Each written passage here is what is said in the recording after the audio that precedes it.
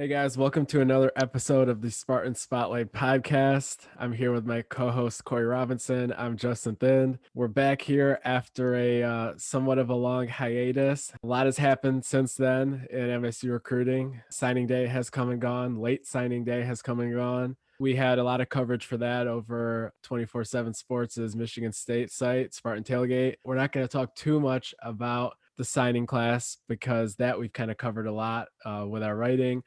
But we're going to talk a lot about the transfer portal additions today, as that's something that is still in the middle of the progression. They're still adding more guys.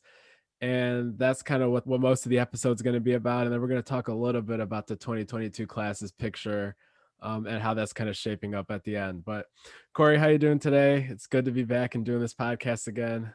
Yeah, definitely. I'm doing good and excited to kind of get this rolling again. It definitely took a longer break than we probably wanted, but we had a lot of stuff going on in the background, and this should become more regular again for you guys. And we look to bring in some big guests once we get rolling. Yeah, so it's good to be doing this back again. And so we're going to hop into the transfer targets right away. And I guess we're going to run through them from order of the oldest commit to the newest commit. I believe we've talked about Anthony Russo in the past a little bit already. I know we've written about him. I do believe we have talked about him in the past. But so Russo was a kid that transferred from Temple after playing there for 4 years. He was like a mid 3-star in college as a recruit coming into college, and he's leaving Temple as their all-time leading passer, I believe, in yardage and in completions and in touchdowns. I'm pretty sure that's the case. Don't quote me on it though, but the whole only knock on him is that he kind of has some issues with interceptions, but he's a guy that can pretty much make any throw on the field. He just needs to kind of rein in that part of his game.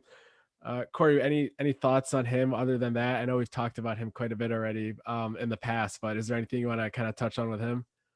No, I think he's gonna be a guy that I expect to kind of stabilize the offense. He's got a lot of experience. I think 6,300 yards passing at the college level already.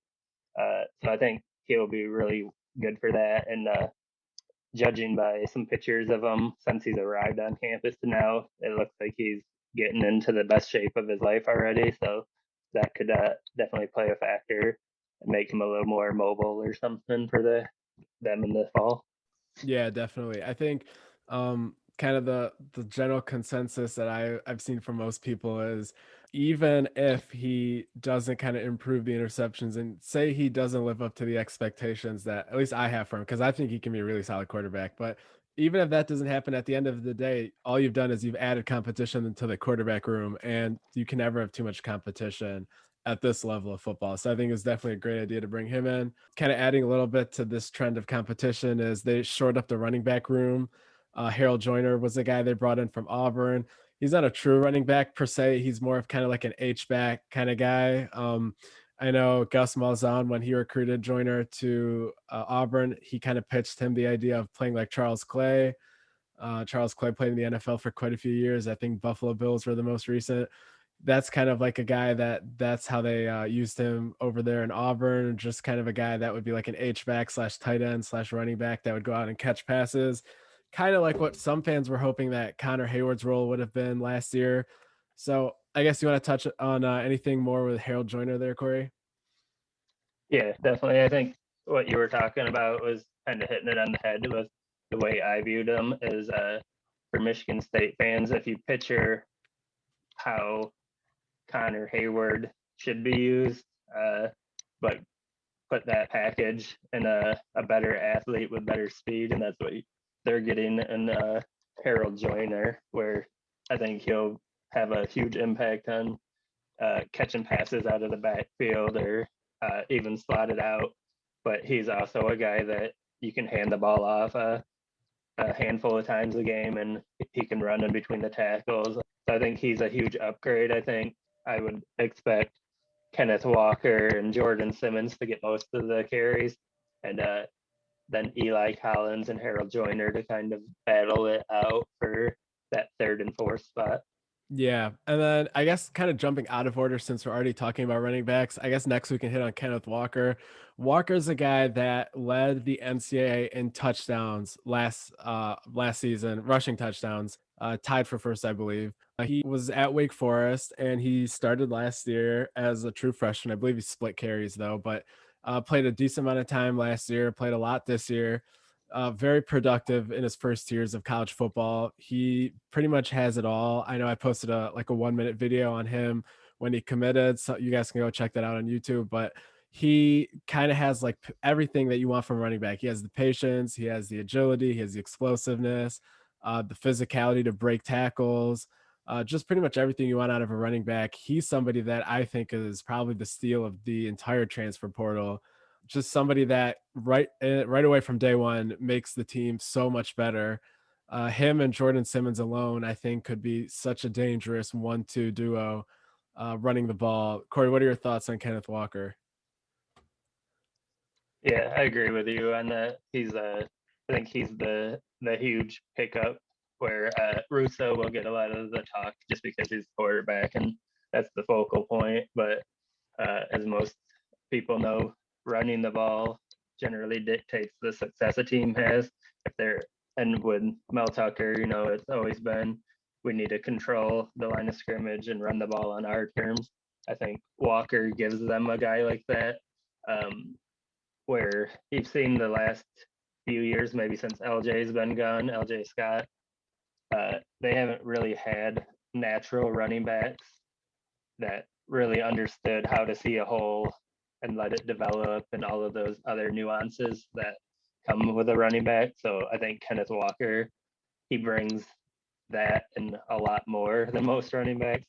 His patience is absolutely insane when you watch his videos. It's almost like watching how Le'Veon Bell was, where he Yeah. was just so patient, especially once Le'Veon got to the pros. So he'll just sit there and pick his spot and then explode as soon as he gets that hole that he needs in the crease. So I think with Walker, that gives you a guy that will be competing for the number 1 spot along with Jordan Simmons. But with the two of them, they'll both get lots of carries. And I think that's a good thing because they kind of contrast each other's styles too, where Jordan Simmons is that home run hitter that can take it Yeah. the distance at any point as soon as he gets a crease, where Walker's that patient kind of guy. So I think that'll be a huge 1-2 combination for Michigan State in the fall. Yeah, and Walker's a guy, I believe he was listed at 206 when he came into the program and enrolled in the beginning of January. But I know a lot of fans saw that video that was posted recently. He seems to be up even more from 206, looking like a lot of solid muscle that he has put on. Good job by the strength and conditioning staff for kind of getting that content out. A lot of good stuff from that side of things. Talking about running the ball and how that's important to set the tone. Next up is Jarrett Horst, who transferred to Michigan State from Arkansas State. I know offensive line coach Chris Kapilovic, huge fan of his. Um, and he's just a guy that had a great start to his career at Arkansas State and was basically just not even challenged enough because he was just, I don't think he let up a single sack and he was just kind of mauling guys all over the place. So I guess he decided it was time to kind of move up to some harder competition. What are your thoughts on Jarrett Horst, Corey? He's probably my guy. If Kenneth Walker isn't the MVP of the transfer portal, it's Jarrett Horst. I think he may be the MVP just based off of his skill, but also that he creates a stability on the offensive line that they haven't had in East Lansing since 2015 by putting him at a tackle spot opposite of AJ Curry. That gives Michigan State two natural offensive tackles for the first time since 2015, which is pretty crazy to even say because they've always had Jordan Reed or Kevin Jarvis, who were interior players playing at right tackle out of necessity. So with the addition of him, who is a very good player, it allows Kevin Jarvis to slide inside to strengthen the offensive line unit as a whole. with his addition, because now you're looking at a starting lineup that probably consists of AJ Curry, JD Duplain, Nick Saymack. Then you slide Kevin Jarvis to right guard and Jarrett Horst to right tackle. And then Horst is a very physical player. Sometimes you got to rein him in. And that's kind of the same thing as Kevin Jarvis when he's in his Yeah. natural spot of right guard. So now that right side of the line is going to be pretty physical to run behind. And I think that's going to really pay off huge for Walker, Simmons, and the other running backs to be able to finally run behind an offensive line that won't be a negative unit anymore. Yeah, and I think when you like talk about offensive linemen, like one of the things that people always kind of try to look for in these guys is, are they people that finish their blocks? Do they have that kind of aggressiveness in them? And he's definitely one of the guys that does that. He doesn't do anything dirty or anything like that. He's just a guy that plays to the whistle, if not a little bit after the whistle, and just make sure that he finishes every single one of his blocks. And just he has everything you want from an offensive lineman. And at the same time, I know we had a chance to talk to him back when he was committing, and he's just like a really, really nice kid, just like pretty much all these transfer portal guys that we've seen are. At least the ones that we've directly talked to, they just come off as like great kids. So there's not any sort of thing where, oh, maybe some of these guys are good, but they left their program because maybe they weren't kind of meshing well with people. There's definitely none of that. And just, yeah, Horst is just one example of that. But like all these guys are just like really great kids, great personalities in terms of what they're going to bring to the locker room. And yeah, so like you said, just really going to stabilize the offensive line. And it's going to be pretty clear cut, I would say, that he's going to end up starting at one of the tackle spots. And even when that was kind of brought up to him, he just kind of downplayed it and said he was just here to get as many opportunities as possible, and he's just looking to work. So that's a little insight into him. And then there's Drew Jordan, defensive end that Michigan State got from Duke. He was fairly productive, played a lot of games, had a lot of tackles. I know Michigan State fans were probably looking more for kind of a guy that can rush the quarterback, but anytime you can get a quality defensive end, I think you still got to pounce on that kind of talent. And I think he'll shore up run stuffing, which should be a strength for MSU once again next year. Corey, you want to elaborate a little bit about Drew Jordan and what you like there? Yeah, like you mentioned, he's good against the run. I think he's about 6'2", 255, 265, somewhere in that range. But the goal for him was to get down to below right around 250. So then he maybe has a little more pass rush explosion. But definitely what he brings is he helps stabilize the defensive end rotation, because you bring back Jacob Panashuk and Drew Beasley, which they're good players. I don't know if the NFL's in either of their future, but they're good, solid players, and that's what I view Drew Jordan as well. So that gives you three guys that are experienced, can stop the run, and can give you a little bit of pass rush. So then it takes the pressure off. So now your fourth defensive end is probably Michael Fletcher, who got his feet wet last year. So that takes some pressure off him to get him going, where he's the guy that maybe could bring a little more pass rush as his technique and learning a few things, getting a little more flexible comes.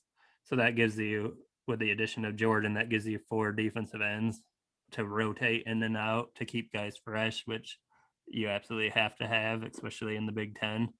So yeah, Jordan's a stabilizer kind of guy to me, where he just will make the team better and create good depth. Yeah, definitely. Just like I was saying, just a quality guy that if you can add that kind of I guess run stopping ability to the defensive line, and you already have guys like Panashuk and stuff, at least you're shoring up one attribute of the defensive line play. And if like you said, he's losing weight, he's trying to get quicker.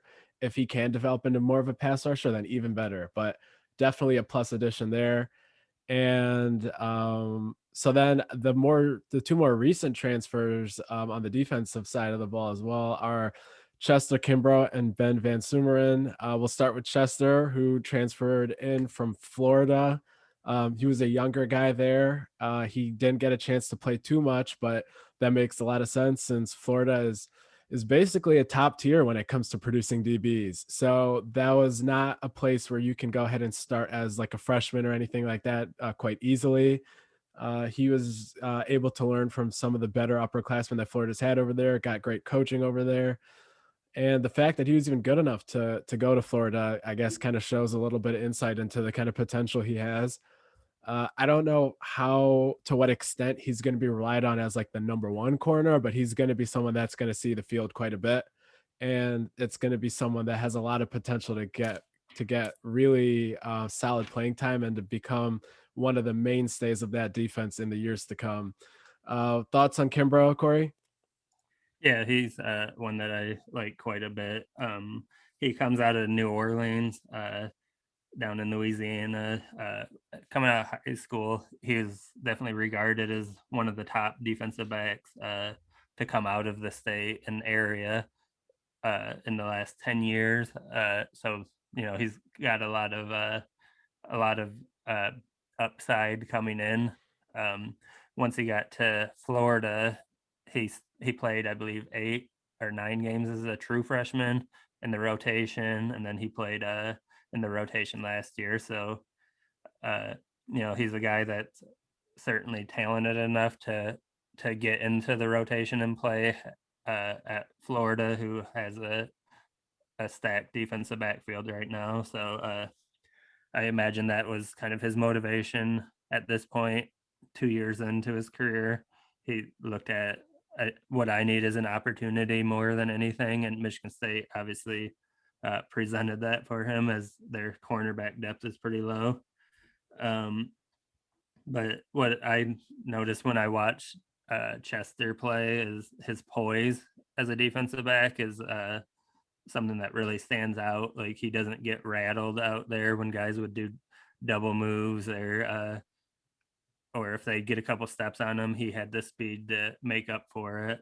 And he does a really good job of keeping his eyes on a quarterback while defending his man, which is kind of a knack that not a lot of defensive backs come in with or are comfortable doing. So I think him up in the Big Ten, that's probably a great fit for him and for Michigan State. He's a guy that should be able to come in and take the starting cornerback position over as soon as he gets here in the summertime. I think his upside and talent is that good, and Michigan State's need is that great. So I think he's going to be a guy that has a major impact, not only next year, but over the next couple of years on the program. Mm-hmm. And then Ben Van Sumeren is the last guy that Michigan State has added so far. And he's a guy that obviously, as everybody knows, came over here from down the road at Michigan. And he is at another major position of need, just like Chester was, as Ben plays linebacker. And I think the fact of the matter is that Michigan State desperately needs to add linebackers. I'm of the belief that they still need to add more through the portal. And he's a guy that, from a physical standpoint, will be ready to contribute right away. One look at his Instagram or YouTube, you can just tell right away that there's no one in the weight room that's going to outwork him. In terms of on field, I think he brings a lot of physicality, and I've talked to like a coach of his from the community over there in Essexville, and basically I was told that he's very physical, very violent, can play sideline to sideline. The coverage areas, that's kind of where he struggles at a little bit. But I would say, kind of looking at who we already have on the roster at linebacker, it's not something where you'd be like, oh, well, if this guy's not going to come in and contribute, then why did we take him? There's none of that. This guy's going to play. If you look at the current roster, he's going to be one of the better linebackers for sure. So Corey, I guess, what are your thoughts on there? And I guess touching a little bit on the strengths and weaknesses. His game's not perfect, but he's going to be good enough to make a pretty significant impact, I'd say. What are your thoughts? Yeah, for Van Sumerin, he's an absolute elite style athlete for his size. I think he's right around 250 pounds now, at 6'3", 6'4". I think he's probably in that 4'6" range, and he's looking to cut weight before he gets to Michigan State and to get even faster. But yeah, just an absolute powerful player, great athlete. At Michigan, uh, Coach Harbaugh, he likes to take those big freak athlete type of guys and turn them into fullbacks, like he did with Ben Mason, and Van Sumerin did that a little early. And now with Ben Mason graduating, I kind of get the sense that he transferred out because he knows that Harbaugh was trying to tab him to be his super fullback again. And I think Van Sumerin is at the point in his career where he wants to be, he's a linebacker, and that's what he wants to get a shot at and try to make it there. So I think that has a lot to do with him leaving, because it just makes sense. Yeah. That Harbaugh likes to take the best jumbo athlete he has on the team and turn him into that fullback, because he just loves that position. So like you said, he's a guy, he's going to be able to run sideline to sideline as well or better than any of the linebackers currently on the roster at Michigan State. His power is never going to be an issue for him. He's going to be able to get in there and stuff the run. And then he's plenty athletic enough to defend the pass. I think that comes down to just coaching and learning to kind of trust his eyes on what he's doing in that situation. But he doesn't have any physical limitations that keep him from being able to do that. So it's just being able to teach him up and teach him the techniques and just to get that part of the game down. But yeah, I think he's a high energy guy that's going to be contagious on the sidelines, on the field, in the weight room.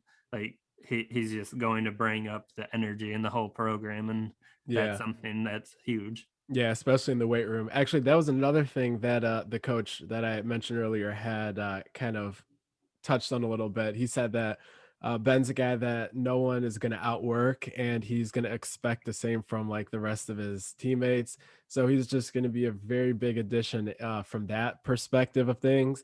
And I'm sure like once he gets some more aspects of on-field play refined, which he'll now actually have the opportunity to work through on the field, that could definitely end up being a high return addition as well.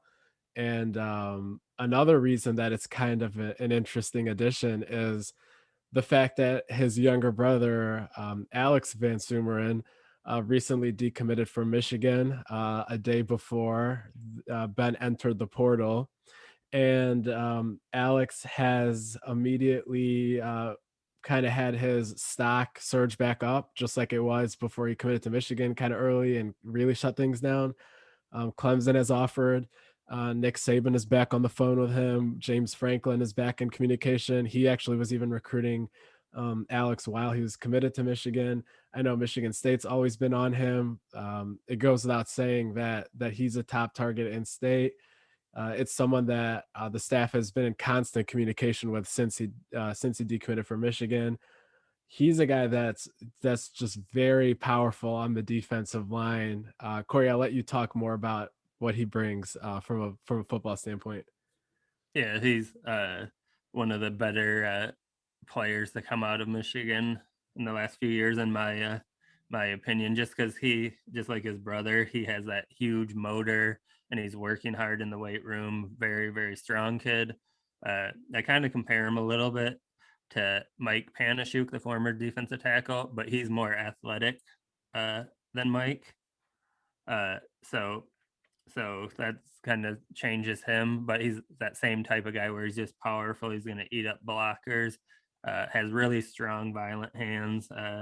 He's working on pass rush technique and not just depending on being stronger than everybody, explosive out of the burst. He's one of the guys that I really like in the 22 class for in-state guys. And when you look at the attention with a Clemson, Alabama, Oklahoma, all of these other teams that are outside of the region, they don't come recruit defensive tackles in the Midwest a ton. So that speaks a lot to the type of player that Alex is and what his upside as a player is. He's a guy you can trust because he's going to work. Yeah, definitely. So that kind of touches on all of the guys that MSU has landed so far from the portal. They're not done yet.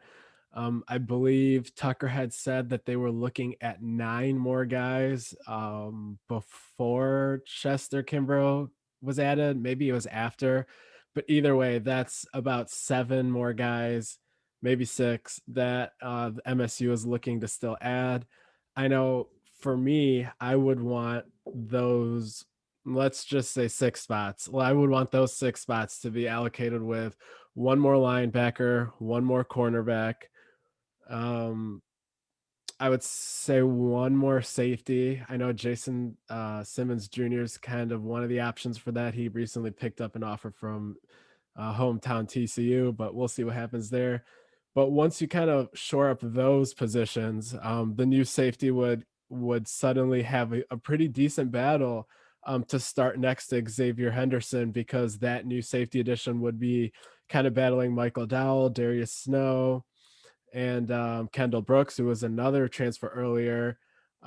He's actually someone we haven't talked about. He was not on the 24/7 transfer additions list, but he's a guy that comes from a D2 school, was very, very productive, has a lot of tools and skills.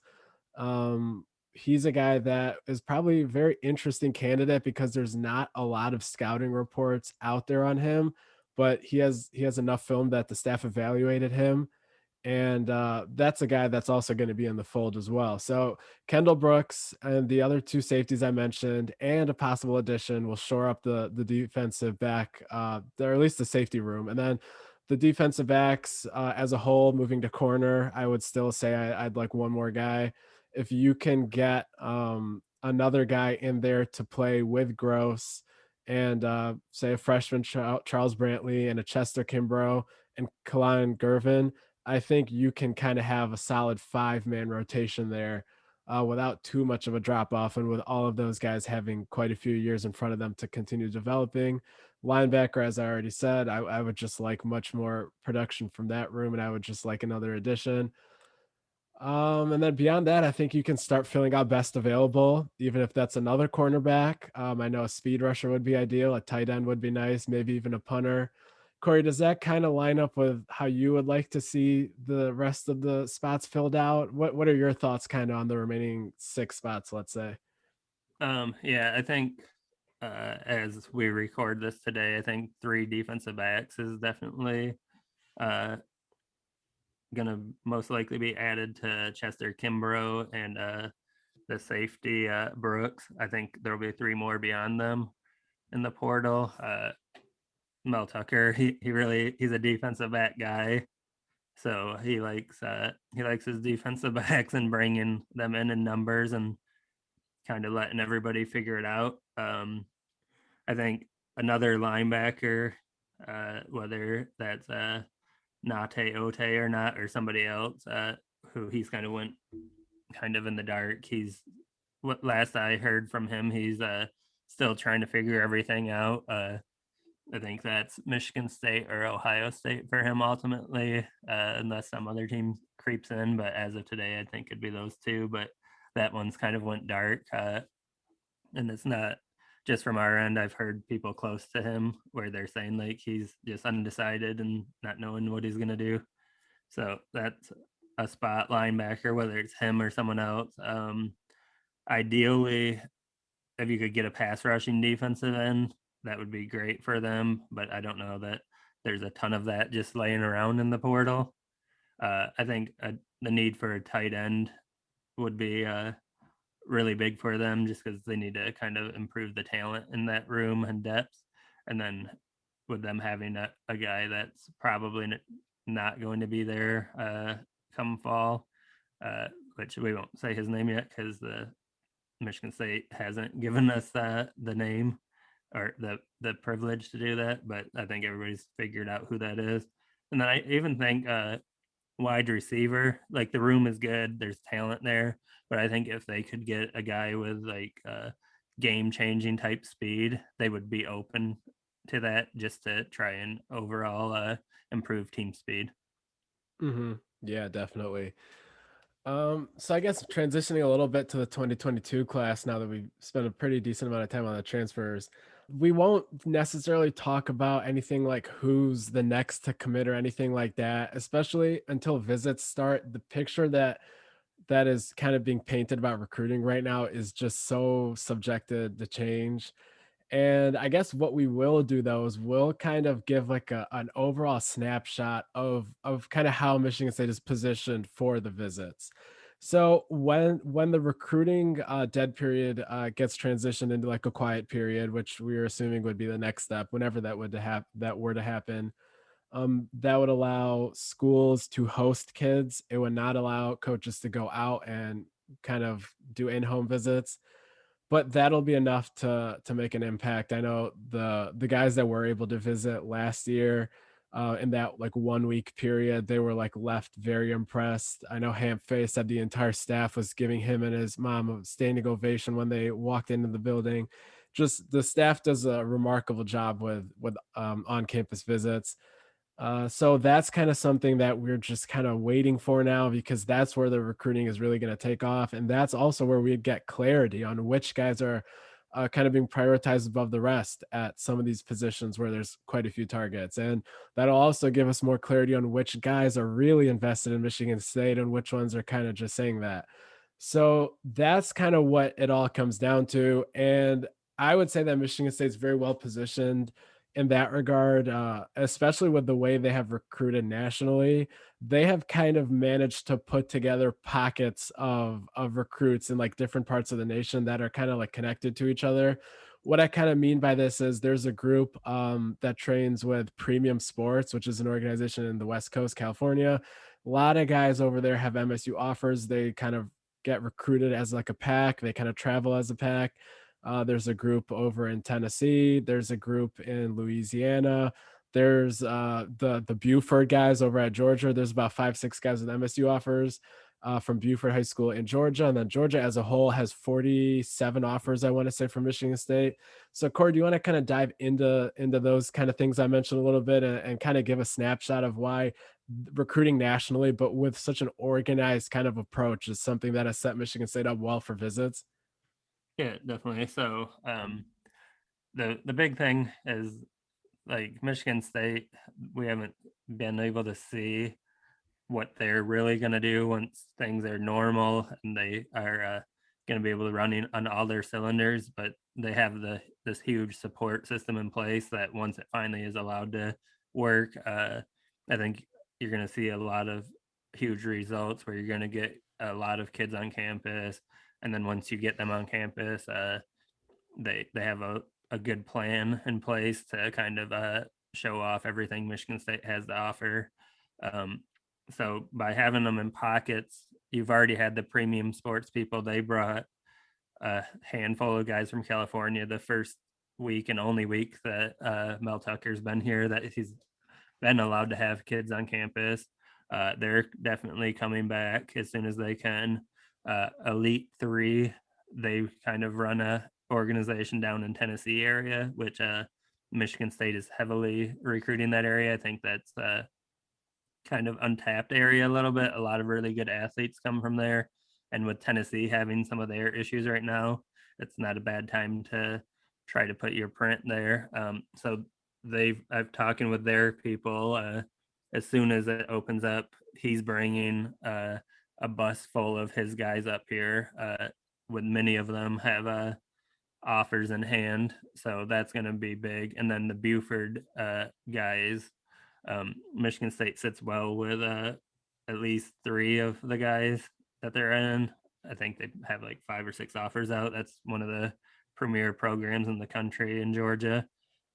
Those guys are all already planning to get up here as soon as they can. But I think the big thing is just the reach that Mel Tucker and his staff has nationally is something that is really going to catch a lot of people's attention when they can finally host kids on campus, which hopefully will be June 1st. But with the NCAA, who knows? But everything should be trending that way as you see the numbers lowering across the country for COVID cases, and everybody being able to have the vaccine by summer is looking close. So yeah, I think it'll be really exciting times for Michigan State fans, something maybe that they're not accustomed to or nothing they've seen on what should transpire nationally once he's able to get the kids on campus and let them see what Michigan State has to offer rather than the Zooms.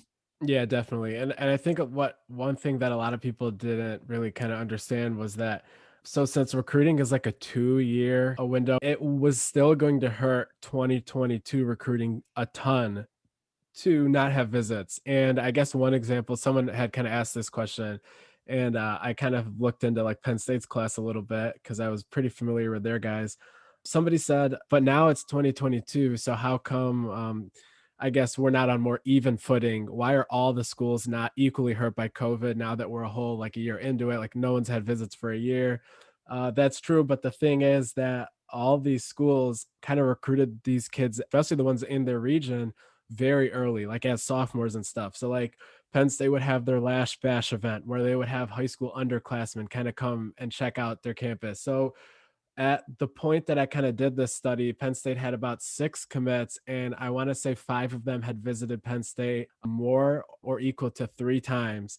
And Michigan State can say that about 0 recruits. No recruits in the 2022 class have visited them more than once. I believe Dylan Tatum was the only one to even visit 1 time. So, yes, we are removed a whole year from the shutdown of visits. And yes, that's been the same thing for every other school, but all the other schools were able to get started on kids in their region years ago. And that's what kids still remember as their last visit or their last few visits. So that was always going to be something that was going to hold the staff back until visits open. And it's probably going to continue that way until they do open. And from a staff that is prioritizing states like Georgia over states like Michigan, yeah, you're just gonna have to wait a little bit before like the recruiting momentum picks up because a lot of these guys want to visit before they can commit. And the staff is not going to settle and kind of in the meantime just take kids that are more familiar with Michigan State in order to have the recruiting board look like it's on a quicker pace right now, just because their real targets want to wait until they can visit. So that's just kind of how it's going to be, and we're just all going to have to be patient until that happens. But they're plugging away. They're showing up in a lot of top schools lists, and these kids are still willing to wait until visits open up, since I wouldn't imagine that there would be another extension, but I guess who knows. But things are looking good right now for the summer. Once the visits open up, the staff's positioned pretty well. Corey's kind of detailed all the guys in 2022 that are like kind of being recruited as kind of a group setting, you could say, around the nation in these pockets. So there's definitely a lot to look forward to there. Is there anything else you want to touch on, Corey, or is that it for this episode? No, I think we covered pretty much everything that we wanted to on this Yep. one. All right, sounds good. All right, well, you guys can catch us on the next episode. We'll try to get them out much sooner than before. We're going to try to get back on this on a more consistent basis. But yeah, definitely feel free to subscribe, spread the word, and then go ahead and interact with us over in the VIP thread at Spartan Tailgate. If you're not a subscriber, definitely go ahead and subscribe. Right now, there's a 50% off promotion. So if you enjoyed any of the content Corey or I have put out in the past, along with now we're working with Stephen Brooks and Sean Shearer over there. Alan True, the Midwest Director of Recruiting, is always stopping by. So any of the work that any of us do, if you're interested in that, now's the best time to sign up here. I think the deal's only around for a couple more days, so don't wait. And just, yeah, check us out, talk to us, let us know what you want from future episodes, and thanks for listening.